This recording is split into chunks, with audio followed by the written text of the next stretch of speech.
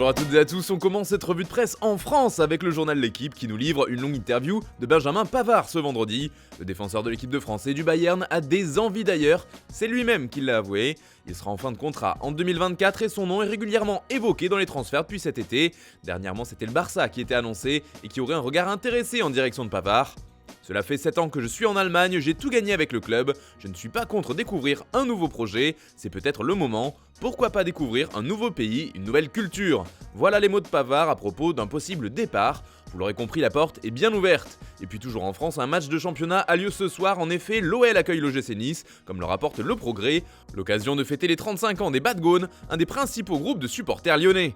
On part au Portugal maintenant avec la liste des 26 pour la Coupe du Monde qui est tombée hier. Forcément, cela fait les gros titres de tous les journaux, à l'image de Record qui donne la liste complète sur sa couverture et qui met aussi en avant la sélection du jeune défenseur de Benfica, Antonio Silva, appelé à seulement 19 ans.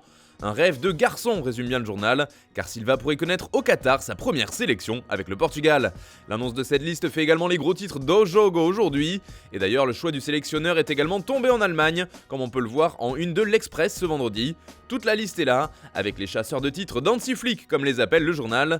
A noter, comme le rapporte aussi le Die Welt, qu'il y a quelques surprises avec notamment un revenant et de nouveau. Ce sont respectivement Mario Götze, Youssoufa Moukoko et Niklas Füllkrug. Du côté de l'Angleterre également, on réagit à la liste des Three Lions et un homme fait les gros titres du tabloïd, c'est James Maddison.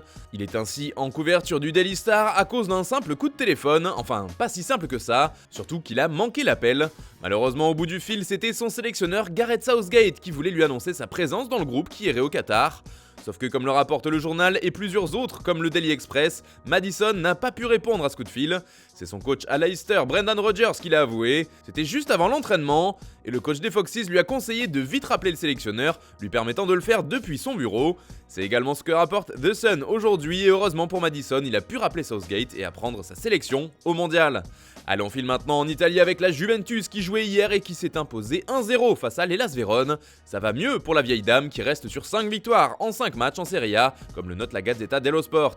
La Juve arrive, titre le journal au papier rose. Avec ses 3 points, les Turinois remontent ainsi à la 4e place.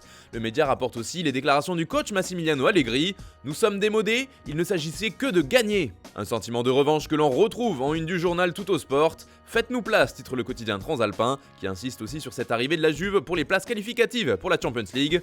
Même son de cloche en une du Corriere dello Sport. Juve, quelle poussée, titre le canard italien. Les bianconeri font irruption dans la zone des champions. Maintenant, il ne reste plus qu'à y rester pour la vieille dame. Du côté de l'Espagne aussi, ça jouait hier avec notamment le Real Madrid qui affrontait Cadiz. Sans Karim Benzema, les Madrilènes ont tout de même réussi à gagner 2-1. La Maison Blanche s'est imposée, non sans quelques difficultés, grâce notamment à un but de Toni Kroos, comme le rapporte AS dans son édition du jour. Le résultat de ce match fait aussi les gros titres de Marca, qui note que cette victoire permet au Real de recoller à 2 petits points du leader barcelonais. Pourtant, la rencontre a été marquée par une grosse polémique. Les deux Brésiliens Vinicius et Rodrigo ont particulièrement subi des fautes hier.